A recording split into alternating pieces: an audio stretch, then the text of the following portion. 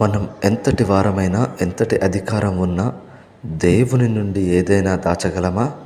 తన సొంత బిడ్డ ప్రాణాపాయంలో ఉన్నప్పుడు ఒక శక్తివంతుడైన రాజు తన భార్యను మారు వేషంలో పంపించాల్సి వచ్చిందంటే పరిస్థితి ఎంత దారుణంగా ఉందో ఆలోచించండి.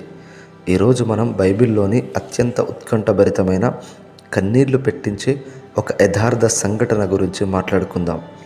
అదే ఇజ్రాయేలు రాజు యరొబాము కుటుంబంలో జరిగిన విషాదం. పదండి ఆ చరిత్రలోకి వెళ్దాం. చరిత్ర ఇక్కడ మొదలవుతుంది. యరొబాము ఇజ్రాయేలుకు రాజు, కానీ ఆయన దేవునికి విరోధంగా విగ్రహారాధన చేస్తూ ప్రజలను తప్పుదోవ పట్టించాడు. సరిగ్గా అదే సమయంలో ఆయన కుమారుడు అబీయా తీవ్ర అనారోగ్యం పాలయ్యాడు. వైద్యులు చేతులెత్తేశారు. ఇప్పుడు యరొబాముకు ఏం చేయాలో పాలుపోవడం లేదు. తనకు రాజ్యం వస్తుందని ముందే చెప్పిన అహీయా ప్రవక్త గుర్తుకొచ్చాడు. కానీ ఆయన దగ్గరకు వెళ్ళాలంటే భయం. ఎందుకంటే తను చేసిన పాపాలు తనకే తెలుసు. యరొబాము ఒక వింత ప్లాన్ వేశాడు. తన భార్యతో ఇలా అన్నాడు: నువ్వు రానివని ఎవరికీ తెలియకుండా మారువేషం వేసుకో. షిలోహులో ఉన్న అహీయా ప్రవక్త దగ్గరకు వెళ్ళు. మన బిడ్డ ఏమవుతాడో అడిగి తెలుసుకో.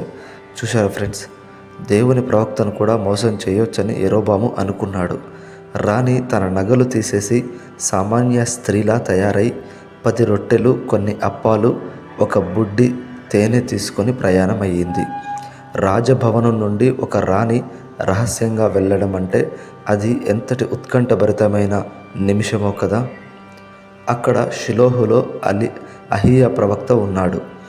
ఆయన వయసు మళ్ళినవాడు, కళ్ళు కనిపించవు, కానీ ఆయనకు దేవుని వాక్కు వినిపిస్తుంది. రాణి ఇంకా ఇంటికి చేరుకోకముందే దేవుడు అహీయాతో చెప్పేశాడు: ఇదిగో, యరొబాము భార్య మారువేషంలో వస్తుంది. ఆమెతో ఏం చెప్పాలో నేను నీకు చెప్తాను. ఆమె ఇంటి గుమ్మం దగ్గరకు రాగానే ఆమె అడుగుల చప్పుడు విన్న అహీయా ఏమన్నాడో తెలుసా? యరొబాము భార్య, లోపలికి రా. ఎందుకు ఈ మారువేషం? ఆ మాట వినగానే ఆమె గుండె ఆగిపోయినంత పని అయి ఉంటుంది. తాను దాచాలనుకున్న రహస్యం దేవుని ముందు బయటపడిపోయింది. అహీయా ప్రవక్త ఏమాత్రం మొహమాటం లేకుండా కఠినమైన మాటలు చెప్పాడు. దేవుడు నిన్ను హెచ్చించి రాజును చేస్తే నువ్వు ఆయన్ని విస్మరించి విగ్రహాలను పెట్టుకున్నావు. అందుకే యరొబాము వంశాన్ని దేవుడు పెంటను ఊడ్చివేసినట్టు ఊడ్చివేస్తాడు. నీ వంశంలో మగపిల్లాడు ఒక్కడు కూడా మిగలడు. పట్టణంలో చనిపోయిన వారిని కుక్కలు తింటాయి, అడవిలో చనిపోయిన వారిని పక్షులు తింటాయి అని శపించాడు. అన్నిటికంటే భయంకరమైన వార్త ఆమె బిడ్డ గురించి చెప్పాడు. నువ్వు లేచి ఇంటికి వెళ్ళు.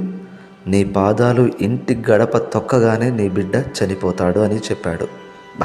ఒక్కసారి ఊహించుకోండి ఆ తల్లి పరిస్థితి. కొడుకు బతుకుతాడని ఆశతో వచ్చిన తల్లికి తన అడుగు ఇంట్లో పడగానే కొడుకు చనిపోతాడని తెలిస్తే ఆ ప్రయాణం ఎంత భారంగా ఉంటుంది. ఆమె ఏడుస్తూ వెనుతిరిగింది. ఆమె తిర్సా పట్టణానికి చేరుకొని ఇంటి గడప తొక్కగానే సరిగ్గా ప్రవక్త చెప్పినట్లే ఆ చిన్నవాడు కన్ను మూశాడు. ఫ్రెండ్స్, ఈ చరిత్ర మనకు ఏం నేర్పిస్తుంది? 1, దేవుని కన్ను గప్పలేం. మనం వేషాలు మార్చవచ్చు, లోకాన్ని మోసం చేయవచ్చు, కానీ హృదయాలను పరిశోధించే దేవుని ముందు మనం దిగంబరులమే. 2, పాపం శాపాన్ని తెస్తుంది. యరొబాము చేసిన పాపం తన కుటుంబాన్నే కాకుండా దేశాన్ని కూడా నాశనం చేసింది. 3, బిడ్డ అబీయా గురించి ఒక మంచి మాట. ఆ వంశం అంతా పాపంలో ఉన్న అబీయాలో మాత్రమే దేవునికి అనుకూలమైనది ఏదో కనిపించింది. అందుకే ఆయనకు గౌరవప్రదమైన అంత్యక్రియలు జరిగాయి. యరొబాములాగా దేవునికి దూరంగా వెళ్తున్నామా, లేక అహీయాలాగా దేవుని పక్షాన నిలబడుతున్నామా? ఆలోచించండి.